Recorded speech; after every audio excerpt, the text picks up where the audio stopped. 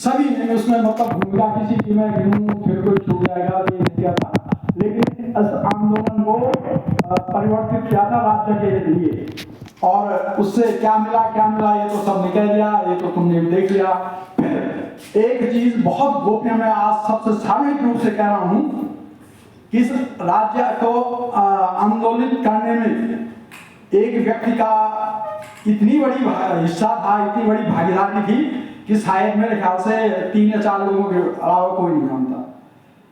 तत्कालीन डीएम भूपेंद्र सिंह, जब ये आंदोलन यहाँ चल रहा था तो हम 2 बजे वो हमारे वहाँ अपने उसमें बैठक लेते थे चैम्बर में, तो उस आदमी के शब्द हैं कि अरे मैं खैर इस शब्द को मुझे कहना नहीं चाहिए, उसने मुझे कहा अरे ठाकुर, अब ये मौका है इस आंदोलन को राज्य आंदोलन बनाओ, अलग राज्य के लिए आंदोलन करो और हम तुम्हारे साथ हैं। ये भूपेंद्र सिंह के शब्द हैं। ये बात मैं आज उजागर कर रहा हूं क्योंकि नहीं तो मेरे साथी दफन हो जाती है।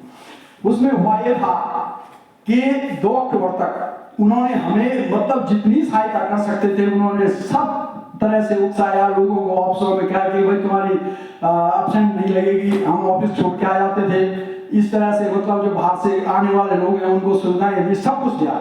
लेकिन 2 अक्टूबर की जो दुर्घटना घटी उसके बाद उनका रुख जो हमारे प्रति थोड़ा बदल गया था।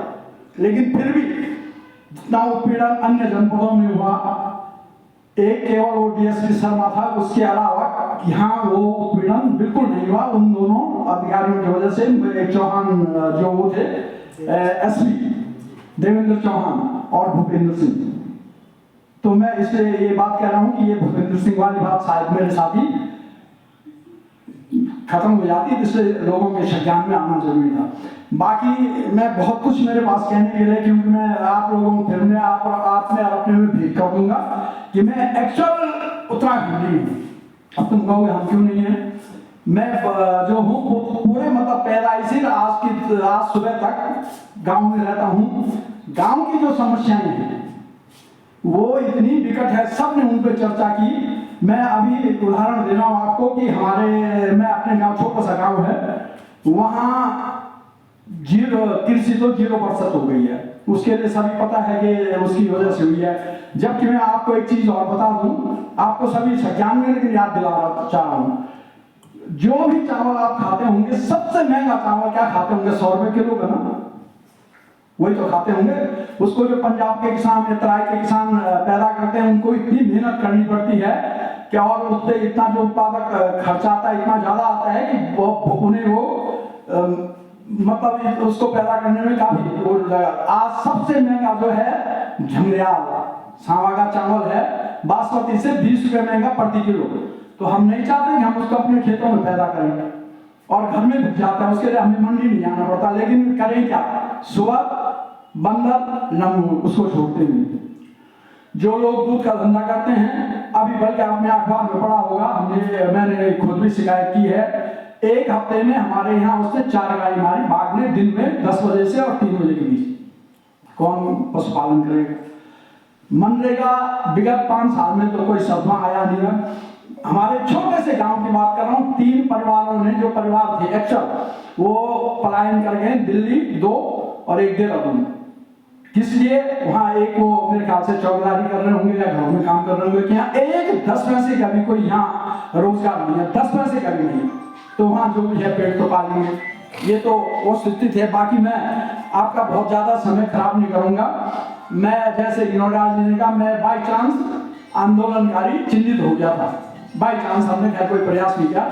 लेकिन जहां तक सुविधाओं की बात है, आज तक मुझे कहीं से एक रुमाल भी सम्मान के रूप में नहीं मिला। अगर कोई ये सोचे पेंशन हम पर खैर लागू नहीं होती। बाकी सुविधाएं जो है, हम वैसे भी सीनियर सिटीजन है, अगर कोई होती सुविधाएं होती होंगी, जैसे चिकित्सालय की है वो भी है नहीं, ये परिवहन की है वो हम उस पर वो कर भी नहीं सकते। रही बात ये कि जैसे इन लोगों ने कहा था कि अभी एक आंदोलन वहां चला हुआ देहरादून में कि भाई सभी राज्यकारों को आंदोलनकारी चिन्हित करें, मैंने विरोध तो उसका खुला नहीं किया। लेकिन मैं खुद कहता हूं कि आपको यकीन नहीं होगा, मैं सार्वजनिक रूप से कहीं आपको आंदोलनकारी नहीं कह पाता हूं। क्यों? मैं नाम नहीं लूंगा, किसी को बुरा लग जाएगा। मैं एक ऑफिस में गया, मैं तब सर्विस पे था। एक ऑफिस में गया, वहां एक बाबूजी भटके हुए झटके हुए, आपको पता है मैं आंदोलनकारी हूं। अब मैंने कहा यार तू कहां पर पौड़ी का, मैंने मुझे पहचानता है?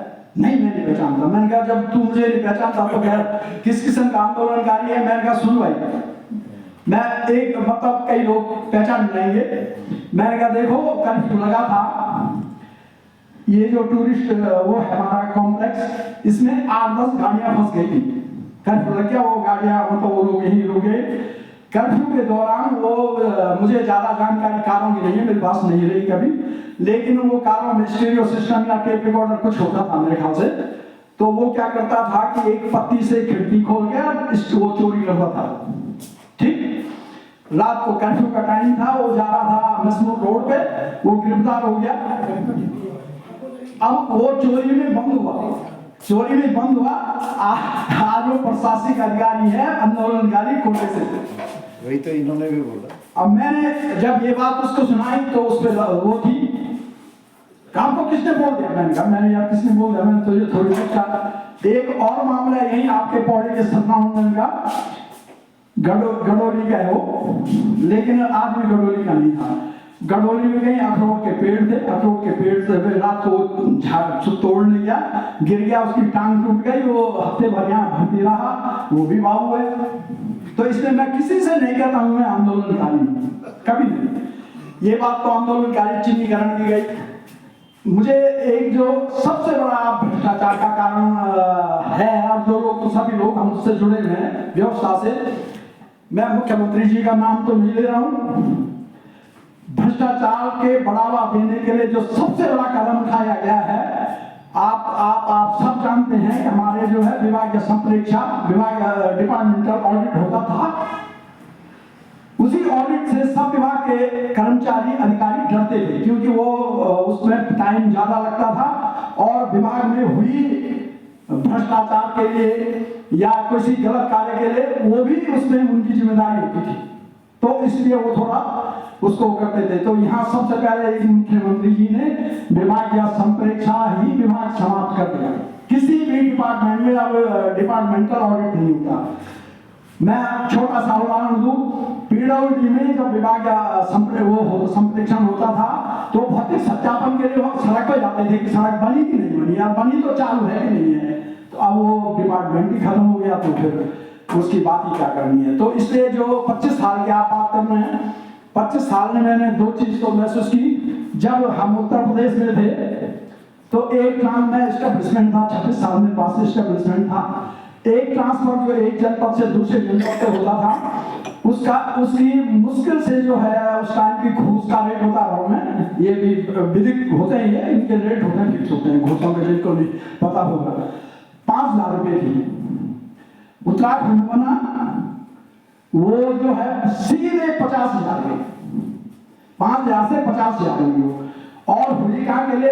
पौड़ी से उत्तरकाशी नहीं, पौड़ी से टेरी नहीं, चमोली नहीं, पौड़ी से देहरादून के लिए।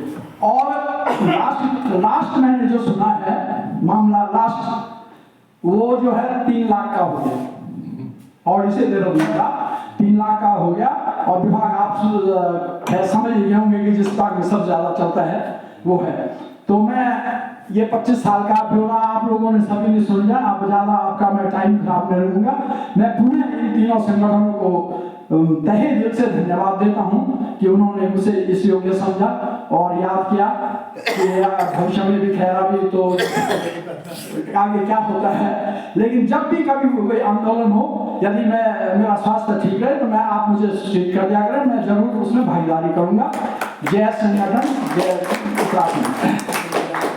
विधिवत घोषणा मैं इसी के साथ जो हूँ आज की इस गोष्ठी की समापन की विधिवत घोषणा करता हूँ। धन्यवाद।